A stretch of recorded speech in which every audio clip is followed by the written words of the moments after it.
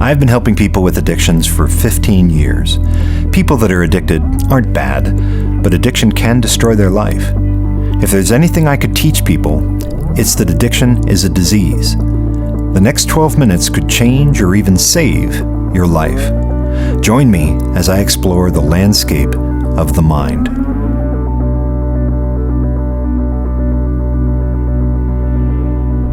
I wonder what it would be like if I could walk through the brain the way I can hike through Utah. I find the comparison quite striking. The brain has bumps and grooves the same way this land has mountains and canyons. The brain is shaped by experience over the course of a lifetime, the same way this land is shaped by wind and water over countless lifetimes. One is made of genes, the other, geology. When I compare the anatomy of the brain to the geography of Utah, it helps me understand that the brain is a place. We can go to these places, we can even photograph them. There are two places in the brain that are important in addiction. One is deep inside, the midbrain. The other is on the outside. It's called the frontal cortex. If we landed on the surface of the brain, we would find ourselves walking on the bumps and grooves of the cortex. The bumps are called gyri, and the grooves are called sulci. All of our conscious lives, all of that thinking, feeling, speaking, everything we see and hear and taste and touch occurs here in the cortex. Our memories are here, carved somehow into the brain, like these petroglyphs left by the Native Americans and these names carved into the rock by the Mormon pioneers. But the parts of the cortex that we're interested in, the bumps and grooves that matter most to us, are up there in the frontal cortex.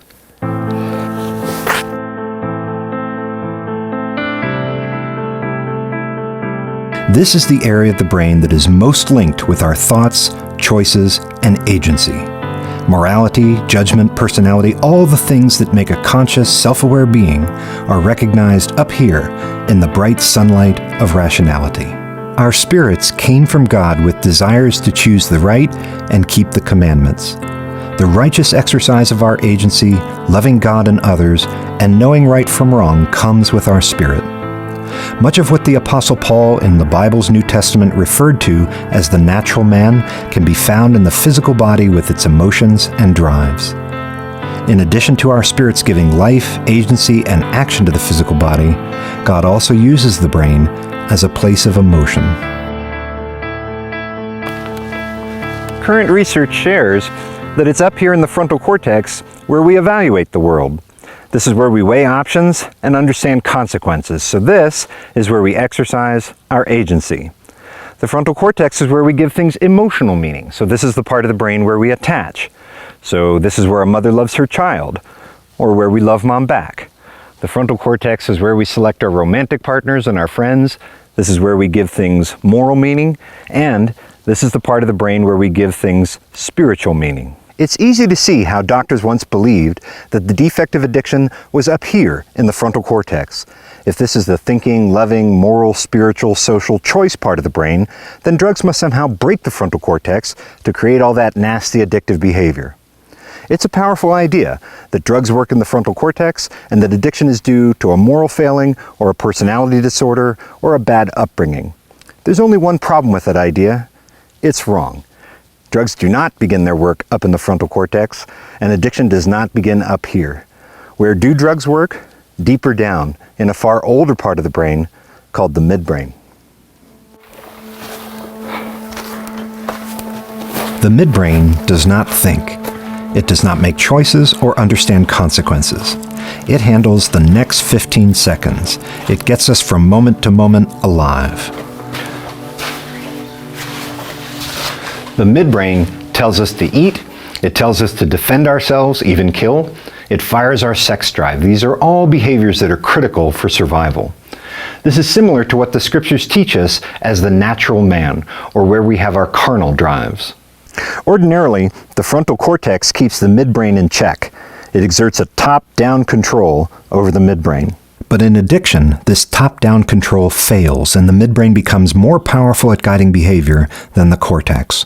In other words, in addiction, something goes wrong at a level of brain processing long before morals or personality or choice. Now, how do we know all of this? That drugs work primarily in the unconscious survival midbrain and not in the rational decision-making cortex. We know this because of a very famous set of experiments done in the 1950s on mice. The midbrain's role in reward was discovered by Dr. James Olds and Dr. Peter Milner.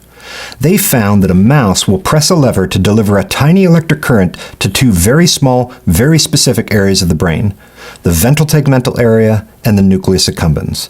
And not only will a mouse press a lever to deliver an electric current to these two areas of the brain, that's all he will do. He won't eat, he won't mate with other mice. If you put an electrified grate in front of the lever and shock the mouse, he won't step off the grate. He just continues to press the lever, ignoring all other survival drives until he dies. Olds and Milner had discovered the pleasure centers in the brain. Our brains have these same two areas, and the nerve pathway that runs between the ventral tegmental area and the nucleus accumbens is known as the pleasure circuit. Later, scientists discovered that a mouse will press a lever to deliver drugs to these same two areas, and again, that's all he will do. He won't eat, he won't mate, he just sits on that electrified grate and fries and keeps on pressing the lever until he is dead. So mice can get addicted to drugs. Big deal. Well, think about it. Drugs produce a very powerful, rapidly fatal addiction in a mouse. A mouse has no personality. A mouse does not weigh the moral consequences of pressing the lever. There are no mouse gangs selling drugs to other mice. And yet, mice can still become addicted. This research dramatically weakens the idea that the cause of addiction is a personality disorder, or bad morals, or a bad social or family environment. These things might accompany addiction, but they cannot be the cause of addiction.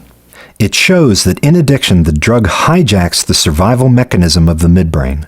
Now the drug is in the number one survival spot. The solution to starvation is no longer eating, it's the drug. And the relief from being burned by an electrified grate is no longer in simply stepping off that grate. The relief is in the drug. The drug and survival are now so close together that as far as this addicted midbrain is concerned, they're the same thing. In other words, the drug and actual survival are indistinguishable.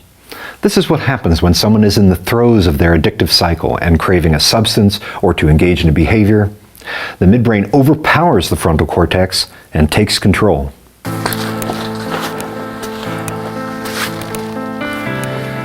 It's important to remember that even with addiction, people can still make choices and still be held accountable. Addiction can never be used as an excuse to escape responsibility for our choices and our actions. But understanding the brain helps us make sense of the chaos of addiction. Addiction can come upon us quickly without us being aware.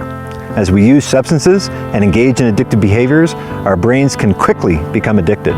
It's hard to say how long it takes or just what exactly we become addicted to. But once we become addicted, the substance or behavior becomes extremely important. The pleasure center of the brain has changed and now prioritizes the substance or behavior. It becomes as though it were life itself. So in addiction, something goes wrong with the very part of the brain we use to tell the difference between things that are good for survival and things that are harmful. A neuroscientist would call this the brain's hedonic capacity. We can simply call it the brain's pleasure sense. For instance, we can tell the difference between things like broccoli and things like chocolate cake. And why do we have a pleasure sense?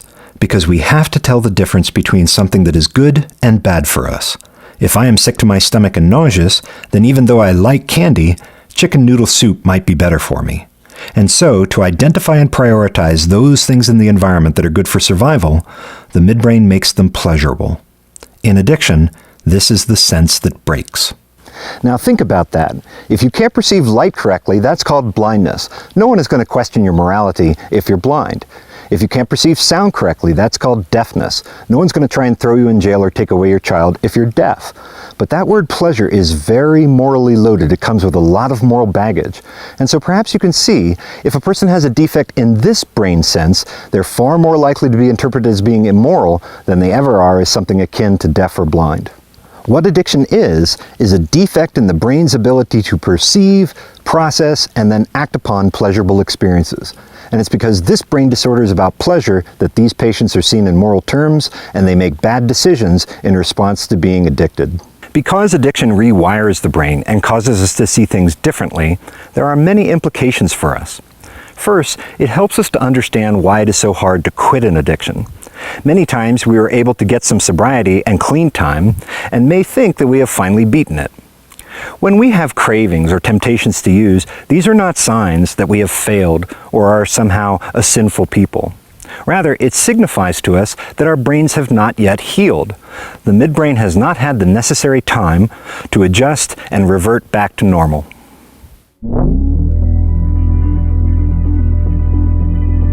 But there is hope. We learn from neuroscience that the brain is plastic, or that it can change. Just as wind and rain have carved this majestic landscape, our brains can change as well. We just have to be patient and to not engage in our addictions long enough for the brain to begin to heal. Another application of this knowledge is that it helps inform us of what we need in order to overcome addiction. The Savior can heal us and is there for us. However, we should also do all that we can to help heal ourselves as well. If addiction significantly impacts our brain, we should do everything we can to help our brains heal. The first step is to pray and to ask the Lord for help to heal and resist the cravings. We should also tell a family member, spouse, and bishop. We should get a mentor or someone who can be there for us when it is hard. We can attend 12-step meetings and perhaps professional counseling. These actions and others will help us as we move forward in giving our brain the time to heal, to overcome addiction, and to change the landscape not only of our mind, but of our future.